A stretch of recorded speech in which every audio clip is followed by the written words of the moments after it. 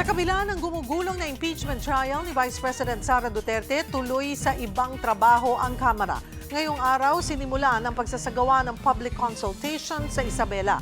Magbabalita si Mobile Journal Amy Atienza. Amy, ano ba ang layunin nitong public consultations?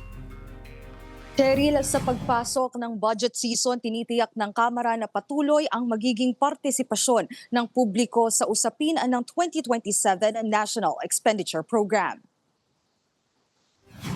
Mananatili umano ang mga reformang ipinatupad noong nagdaang budget hearing sa Kamara, kabilang ang kawalan ng small committee, pag-iimbita sa civil society at people's organizations at ang live streaming ng budget deliberations para sa taong ito.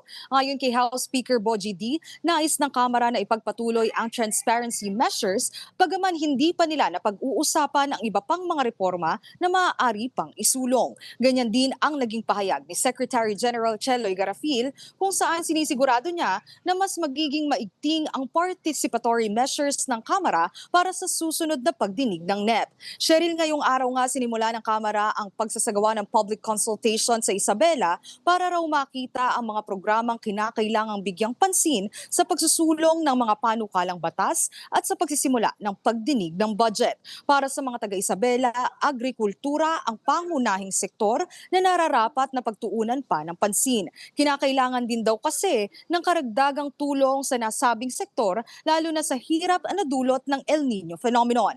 Kaya kung maaari ay mayroong mas konkretong aksyon hinggil dito. Cheryl, trabaho lang, yan nga ang naging pahayag ni House Speaker D sa gitna ng mga panukalang tatalakayin at sa batikos na kinakaharap ng institusyon.